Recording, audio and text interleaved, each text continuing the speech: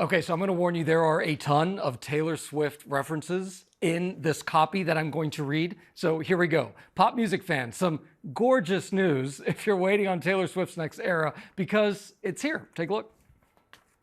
So I wanted to show you something.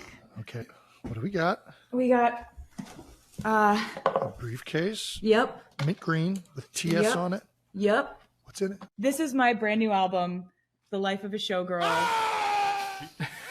That reaction, so good. Last night, superstar Taylor Swift announced her 12th studio album, The Life of a Showgirl, and the internet and Swifties, well, you know, they reacted accordingly. And our expert Swiftie, ABC's own Will Ganns, joins us now to talk about the rollout of this new era and what to expect.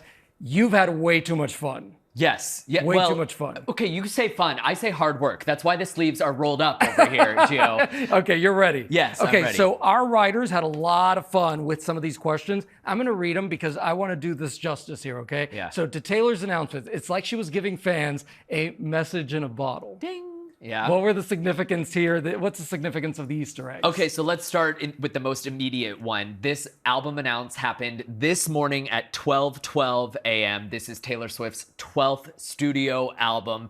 So the 12s are going to be key here. Also, yesterday, Taylor Nation, which is Taylor's official fan page, posted at 9:12 in the morning 12 photos of Taylor Swift in different orange outfits saying, thinking about when Taylor said, "See you next era." So the 12s were 12ing there as well. You can see it right there. And then this all started sort of, we've been on high alert for a 12th album announce since May when she announced that she bought back her old masters. So there's a hint to possibly who she could be working with on this album, okay? So producers have been king of her heart. Yes. Yes, exactly. Tell us what that hint is. Okay, so all of the songs that you've been referencing, by the way, this could be an Easter egg by itself. But Really? Yeah, so all of the songs that you've been referencing are songs that Taylor wrote and collaborated with Max Martin and Shellback on, okay? So overnight, Taylor released a playlist, and this was sort of unannounced, under the radar. She released a playlist that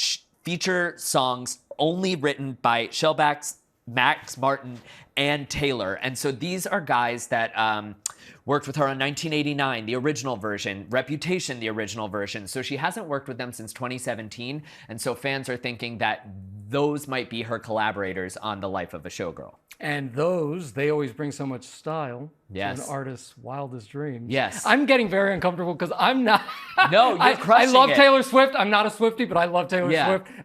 Swift. Is this okay? Yes, exactly. So what sonically does this indicate for this 12th studio album? Well, think big pop bangers. Max Martin, for example, wrote Hit Me Baby One More Time with Britney Spears. He wrote It's All Coming Back to Me Now with Celine Dion. He wrote I Want It That Way with the Backstreet Boys. So think like big pop sounds, and that's what we're expecting from The Life of a Showgirl. Wow. Okay. Yeah. So it's a little bit different than the last few albums. Exactly. Yeah. Tortured Poets Department was more introspective and brooding and dark. And then, of course, Folklore and Evermore were more folky and like acoustic-y sounding. So this is going back to the sounds like Bad Blood and some of the bigger songs. Okay. So let's talk about the podcast for a little bit, right? Are Yeah. you ready for it?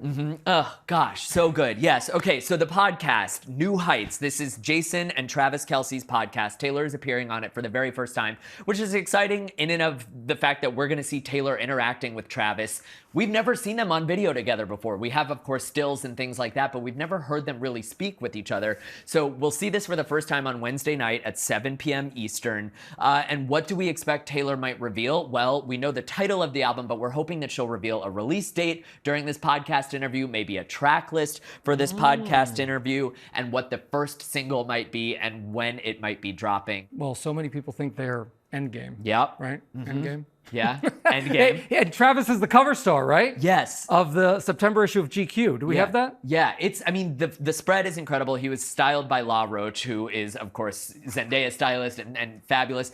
But Taylor really opens up, about what life is like in his new relationship and what he and Taylor have in common. And that's performing for huge crowds of people. It's inspiring to watch how you get the Easter eggs and you nail it every time. And you with those song references, Jude, Hey. you are officially in the Swiftie fan base. Let me say it here and now as we're surrounded by the orange glitter. You're I love in. it. All right. Thank you, Will. Appreciate you.